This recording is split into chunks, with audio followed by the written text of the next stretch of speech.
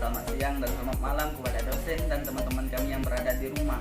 Semoga kalian dalam keadaan sehat walafiat seperti yang kami rasakan pada saat ini. Sebelumnya, video ini kami buat atas pemenuhan tugas dari dosen pengampu mata kuliah Hukum Laut Internasional kami, yaitu Pak Budi Ardianto SHMH. Di sini kami akan menjelaskan apa itu laut lepas. Sebelum kami memaparkan materi yang kami bawakan, alangkah baiknya kami memperkenalkan diri kami terlebih dahulu. Perkenalkan, saya Fuadi, NIM B118173.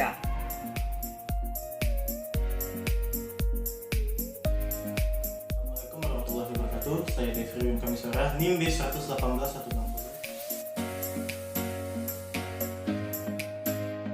Ini saya akan membahas pengertian serta prinsip dari laut bebas.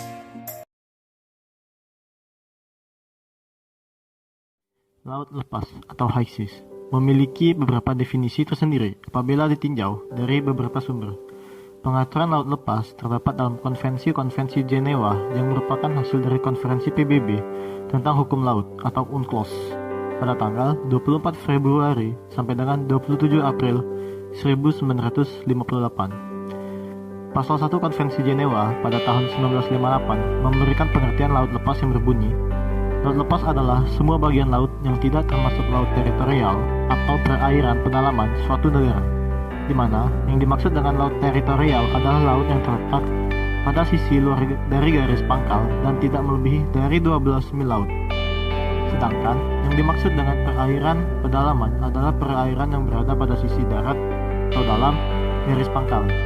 Akan tetapi, seiring dengan perkembangan zaman, pengertian laut lepas diperbaharui dengan lahirnya Konvensi Hukum Laut 1982, di mana setelah lahir konvensi tersebut, Konvensi Jenewa 1958 sudah tidak berlaku lagi. Konvensi Hukum Laut 1982 dalam pasal 86 menyatakan pengertian laut lepas sebagai berikut. Laut lepas merupakan semua bagian laut yang tidak termasuk zona ekonomi eksklusif, laut teritorial atau perairan pedalaman suatu negara, dan perairan kepulauan dalam negara kepulauan. Jadi, sesuai dengan definisi ini, laut lepas terletak jauh dari pantai, yaitu bagian luar dari zona ekonomi eksklusif.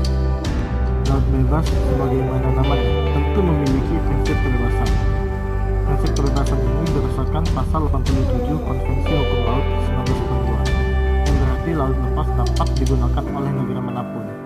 Semua negara mempunyai kebebasan di laut lepas, yaitu kebebasan pelayaran, kebebasan penerbangan, kebebasan memasang kabel dan pipa bawah laut, kebebasan membangun instalasi lainnya, kebebasan penangkapan ikan, serta kebebasan riset ilmiah kelautan. Namun, dalam prinsip kebebasan tersebut harus memperhatikan kepentingan negara lain dalam melaksanakan kebebasan yang sama, karena pelaksanaan kebebasan tersebut harus dilaksanakan untuk tujuan-tujuan damai, dan negara tidak boleh menundukkan laut lepas di bawah kedaulatannya, sebagaimana yang ditegaskan dalam pasal 88 sampai dengan 89 Konvensi Hukum Laut 1992. Adapun teori mengenai natur yuridik atau sifat laut lepas terdiri atas res nullius, yang menyatakan bahwa laut lepas adalah bebas karena tidak ada yang memilikinya. Tetapi teori ini dapat menimbulkan persepsi bahwa suatu negara dapat memiliki laut lepas atau setidak-tidaknya berbuat semaunya, di mana seolah-olah laut lepas itu merupakan miliknya. Lalu, teori yang kedua adalah res communis, yang menyatakan bahwa laut adalah milik bersama. Karena itu negara-negara bebas menggunakannya. Jika laut milik bersama, maka itu berarti laut lepas itu berada di bawah kedaulatan bersama negara-negara. Ini berarti negara-negara tersebut dapat menggunakan semaunya kebebasan di laut sehingga mengganggu negara lain. Lalu, teori yang terakhir adalah domain publik internasional, yang merupakan satu-satunya solusi terbaik, di mana melalui teori ini, laut digunakan untuk kepentingan bersama masyarakat internasional. Jadi, laut lepas itu tidak dapat dimiliki oleh siapapun, tetapi dapat digunakan bersama untuk kepentingan anggota-anggota masyarakat internasional. Teori ini dikatakan sebagai solusi terbaik karena ia dapat menjamin penggunaan kebebasan-kebebasan di laut bagi semua negara, besar atau kecil. Status hukum kapal di laut lepas. Dalam mempelajari status hukum kapal-kapal yang berlayar di laut, sebaiknya terlebih dahulu kita mempelajari jenis-jenis kapal, yaitu A. Kapal publik, dan B. Kapal swasta.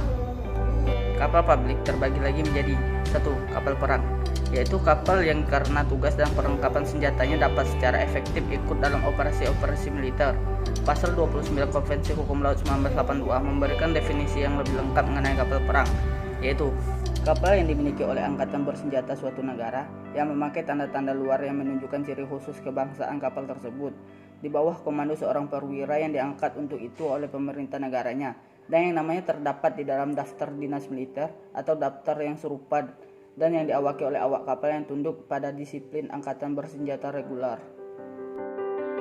Lalu, ada yang namanya kapal-kapal publik non-militer, yaitu kapal-kapal pemerintah yang mempunyai kegiatan-kegiatan non-militer, seperti kapal-kapal logistik pemerintah, kapal-kapal riset ilmiah, dan lain sebagainya. Dan yang terakhir adalah kapal organisasi-organisasi internasional, yaitu kapal-kapal yang digunakan oleh organisasi-organisasi internasional untuk kepentingan masyarakat internasional, seperti PBB atau badan-badan khusus dari PBB. 2.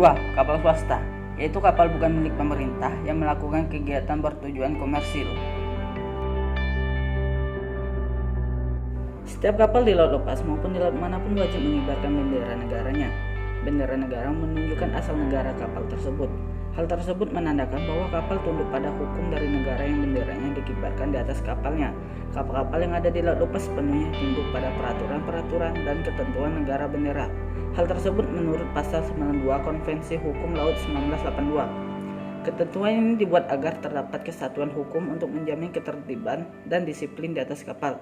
Undang-undang negara bendera berlaku bagi semua perbuatan hukum yang terjadi di atas kapal. Dan khusus untuk kapal swasta, selain bendera negara perlu dilengkapi dengan bukti-bukti yang dinamakan papers de board yang terdiri dari 2 macam, yaitu 1. Mengenai kapal dan anak buahnya, misalnya kebangsaan, identitas kapal, surat jalan, dan lain sebagainya. 2. Mengenai muatan kapal, misalnya manifest, konsignment, dan lain sebagainya.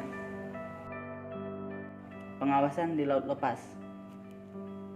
Pengawasan di laut lepas diperlukan untuk menjamin keamanan dan kebebasan penggunaan di laut lepas. Pengawasan tersebut dilakukan oleh kapal perang dari negara pantai yang dekat dari wilayah laut lepas yang bersangkutan. Pengawasan terbagi menjadi 2, yaitu 1. Pengawasan umum dan 2. Pengawasan khusus. Pengawasan umum. Tiap-tiap kapal perang mempunyai wewenang untuk mengetahui kebangsaan suatu kapal dengan meminta supaya kapal tersebut mengibarkan benderanya. Permintaan tersebut dapat dilakukan dengan kode-kode lampu, atau apabila cara ini tidak berhasil, maka kapal perang dapat menembakkan peluru-peluru kosong ke arah kapal tersebut. 2. Pengawasan khusus. Pengawasan khusus di laut lepas terdiri dari berbagai macam, antara lain 1. Pemberantasan perdagangan budak belian, 2. Pemberantasan bajak laut, 3. Pengawasan penangkapan ikan, 4. Pengawasan untuk melindungi kabel-kabel dan pipa di bawah laut, 5.